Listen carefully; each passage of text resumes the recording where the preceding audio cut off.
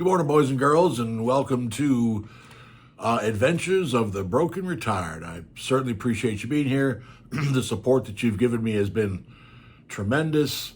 I've got a lot of subscribers, and today's Monday, I think. So tomorrow is going to be a 2 week. I've been doing this for 2 weeks.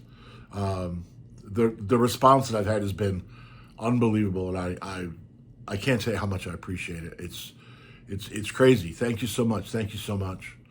Along with subscribers and views, I've gotten a lot of comments, and some of the comments have been very helpful.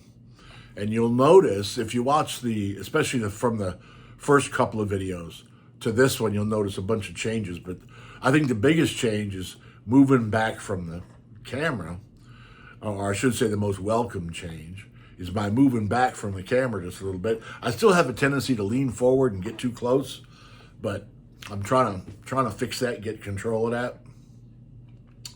One of the things I did to fix that, I'm sure you've noticed, is that I face a different direction in my office now. The reason for that is when I was using the cardboard box for the camera stand, it had to sit on top of the desk. So I had to face a certain way to make it work. Now that my stepdaughter has purchased this regular camera stand for me, I don't have to do that. So I've got more room to move. I've got a little bit more space to work with here, which actually feels good. A little concerned about getting too far from the camera because I'm not sure how the audio will pick up, but so far it's been okay. I wanted to talk a little bit today, if that's all right with you. I'll tell a little story today about my goal in life when I was a kid, what I wanted to be. It was important to me.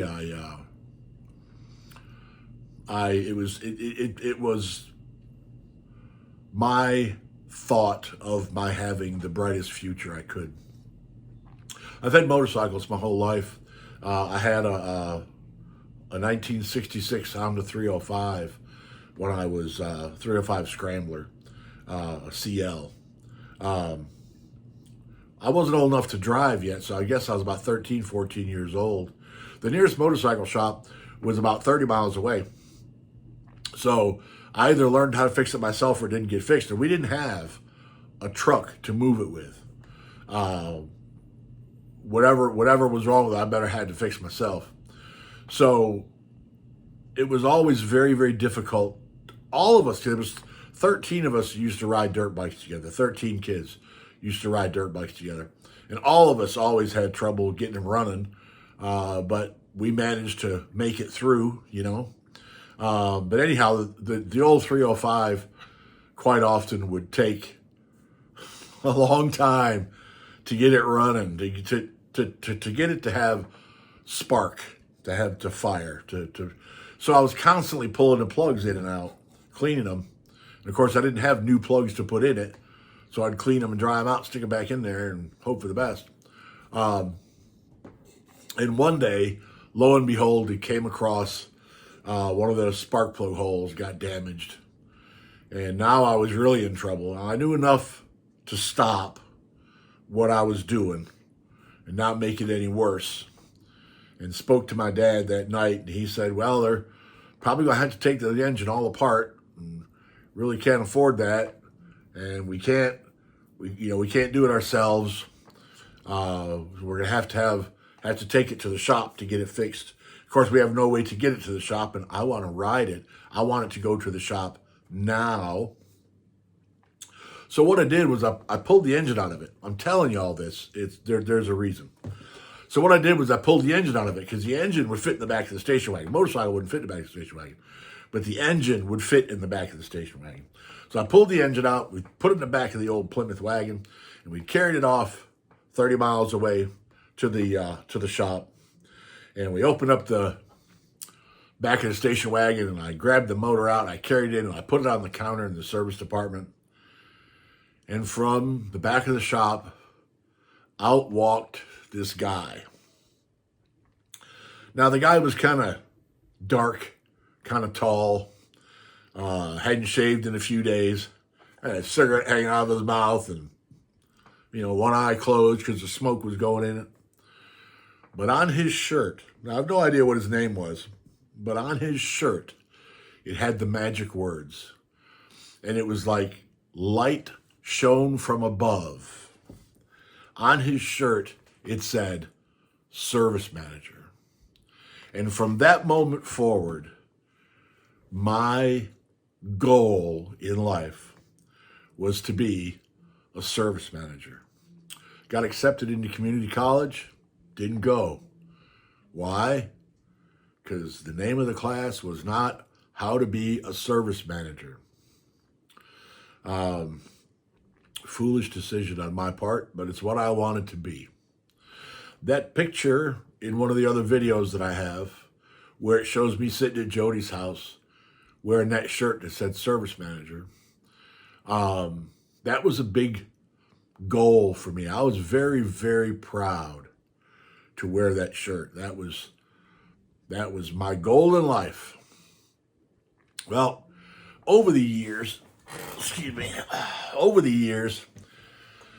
I learned, as time went on, I learned a few things about being a service manager. And if you've ever been one, you may be able to relate to this.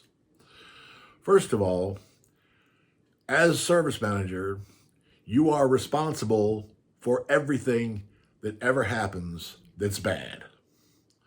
You are responsible for loading and unloading trucks, loading and unloading motorcycles, and ATVs. They didn't have them back then, but as they come and go, you're responsible for stuff getting fixed right. You're responsible for the department making money. You're just responsible for hiring the people to work in the shop. You're responsible for so much stuff. And a thank you is few and far, far between.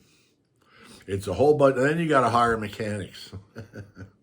And hiring mechanics, there's a whole bunch of guys out there that are super good, being a mechanic, especially now. I mean, back then, being a mechanic was basically a nut chaser, nut and bolt chaser.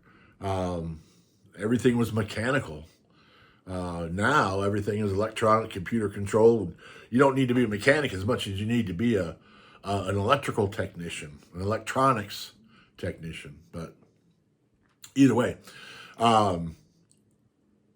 if it rains all day, nothing happens, I swear to God, it's the service manager's fault. It doesn't pay a whole lot, or it didn't pay me a whole lot. And after I got married, I got married and then I had a pregnant wife. I needed more money. So I left being motorcycle service manager, went to be a car mechanic. I hated working on cars. But it paid more than being a service manager. So I did it. You do what you have to do, Anyhow, I ended up being service manager at that shop, and I ended up being the service manager over the years at several other places. But it was never it was always really rewarding for me personally to have that tag on my shirt that said service manager. But it was never rewarding really in any other way. It didn't do me a whole lot of good. It didn't. And in a lot of ways, I could have had better goals, put it to you that way. Now, there's another position that I've held. I was never service manager at a car dealership, by the way. Motorcycle shops, never at a car dealership. But at car dealerships, I did have the position of service advisor, service writer, whatever they call them this week, which is another pretty thankless position. But at least as a service writer, you can point your hand to the service manager's office and say, you need to go talk to him or her, depending on who the service manager is. I want to tell you a little story real quick about a car dealership that I worked at. I'm not going to mention it. Actually, they're not in business anymore, so I guess it doesn't matter. But I'm still not going to mention the name of it, okay? It was it was a horrible place. First of all, I'm gonna have to break this into two pieces. I got a minute or so to run. First of all, I applied for the job and interviewed and all that kind of good stuff. And then, we came to an agreement on money, which didn't work out the way I was told it was going to. I was kind of sneakily misled on that. But that is what it is. That was a long time ago. In fact, this is in the early 80s. The dealership was kind of underhanded.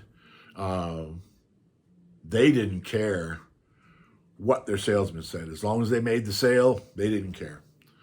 As soon as the sale was done, everything got pushed off to guess who? The service manager. Let me pause this. Let me pause this right here and get back started into it. There's going to be a part 2 to this. Oh, please remember, if you would, please remember to like, share, and subscribe. And don't forget to hit the notifications button so you know when the new videos come out. Let's go to part 2. Wrong button.